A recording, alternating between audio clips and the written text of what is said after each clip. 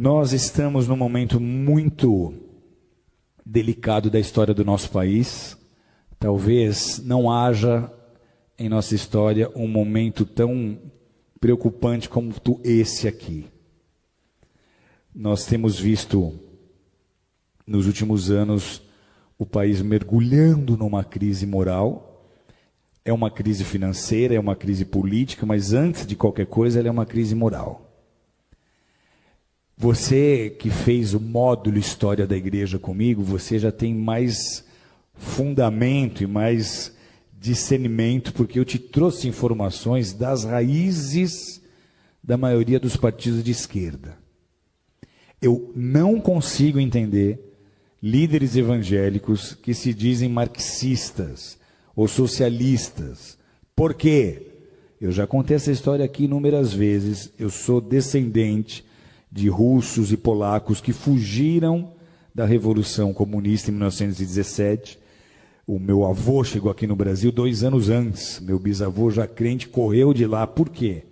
Porque essa revolução, ela implantou o comunismo em muitas nações, como Polônia, como Ucrânia, como Romênia, entre muitas outras, e simplesmente eliminou, extirpou, extinguiu as religiões onde quer que essas nações estejam sendo dominadas.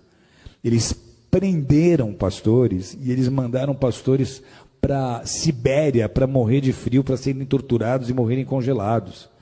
O bloco da União Soviética, ele mergulhou numa densa treva espiritual, numa densa escuridão espiritual por 70 anos. Você chega na Rússia hoje e tenta pregar o evangelho, as pessoas não têm ideia nem de que seja Jesus.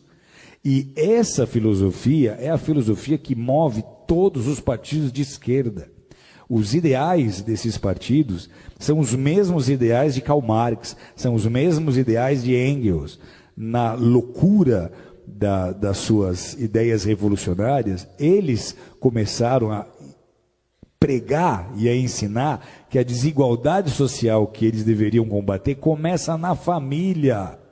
Eles começaram a dizer que antigamente, se você lê a literatura que fundamenta as ideias desses partidos, eles começaram a pregar que a desigualdade social ela começa na família, porque lá atrás, segundo eles, quando nós viemos dos macacos, não havia marido e mulher. Todo homem era de toda mulher era de todo homem, e os filhos não eram de ninguém, os filhos eram de todos, como os animais. E todos dividiam e compartilham tudo aquilo que eles tinham.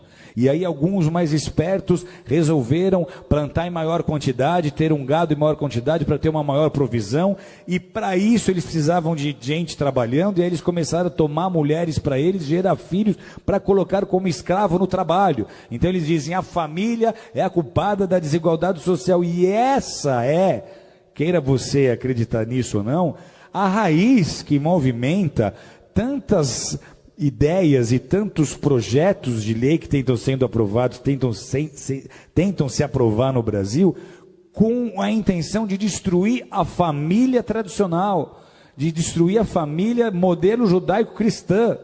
Esses são os partidos, amados, que estão imputando na educação as cartilhas de gênero sexual, como nós temos vendo, de ideologia de gênero. Esses são os partidos que estão apoiando os direitos humanos, como vocês têm visto, que apoia muito o direito do bandido, do assassino, mas não quer saber da vítima. E eles transformaram, nesses anos que estiveram o governo, o Brasil no país que nós somos hoje. Não só mergulhado em crise moral, mas financeira. E por que é importante nós nos posicionarmos agora? Porque de tudo que você já viu, que já veio à tona do que eles fizeram nesses 13 anos, que só comprovou um desgoverno. Porque o compromisso desse bloco não é com a nação brasileira. Eles nem usam a bandeira do Brasil, eles usam bandeiras vermelhas. Por quê? Porque lá em 81, o nosso ex-presidente Lula se juntou com Fidel Castro, eles formaram o Foro de São Paulo. O Foro de São Paulo tinha o ideal, lá em 81, de transformar todas as nações da América Latina em nações socialistas, em nações comunistas, e eles conseguiram, então, unir essas nações e edificar uma espécie de União Soviética na América Latina.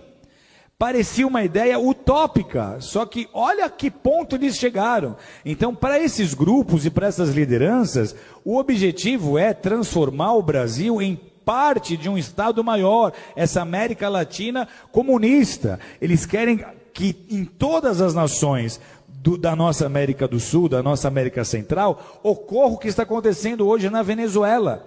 E esse seria o caminho se nós não tivéssemos vivido as interrupções que nós vivemos. Por que é um desgoverno? Porque os nossos presidentes passados não governaram com o interesse de beneficiar o Brasil, mas eles usaram dos nossos próprios recursos para construir porto em Cuba, para ajudar países na Bolívia, para ajudar países que têm a mesma mentalidade que eles. Então, se nós permitirmos que um partido qualquer de esquerda, com essa mente e com esse coração, suba ao poder mais uma vez, o Brasil não vai resistir. Vocês estão entendendo o que eu estou dizendo?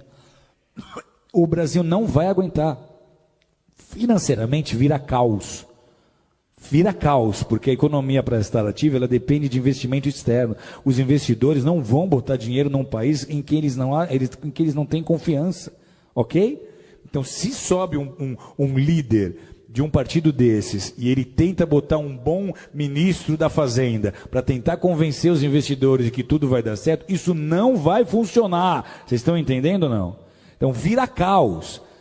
A grande preocupação qual é? Se esse governo agora, essas eleições agora, sobe um partido como esse, a crise que nós estamos vivendo, ela é tão séria que a gente teme de verdade até uma revolução. Porque vai ser muito fácil as pessoas do centro, oeste, sul e sudeste não aceitarem esse governo. Vai ser muito fácil nós começarmos a ver manifestações políticas sérias. Vai ser muito fácil a população começar a exigir uma intervenção militar. Uma intervenção militar era um assunto nem cogitado em rodas de bar há 2, 3 anos atrás, mas hoje está se tornando um assunto em pauta, porque se nada acontecer, amados, alguém aqui conhece alguém que morou na Venezuela, que veio da Venezuela? A Venezuela, até muito pouco tempo atrás, era um país próspero. Eles têm petróleo. Sabe o que falta hoje na Venezuela? Falta papel higiênico.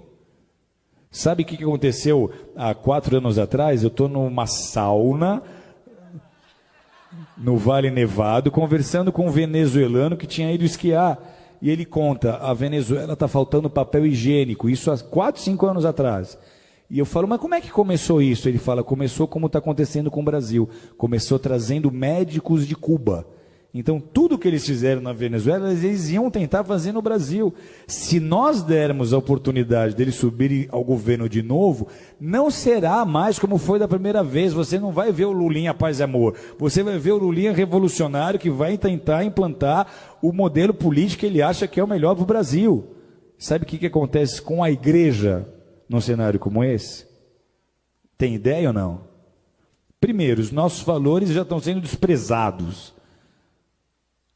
Nós, para eles, somos o ópio do povo. Eles não veem valor naquilo que nós fazemos. O marxista raiz, ele é ateu.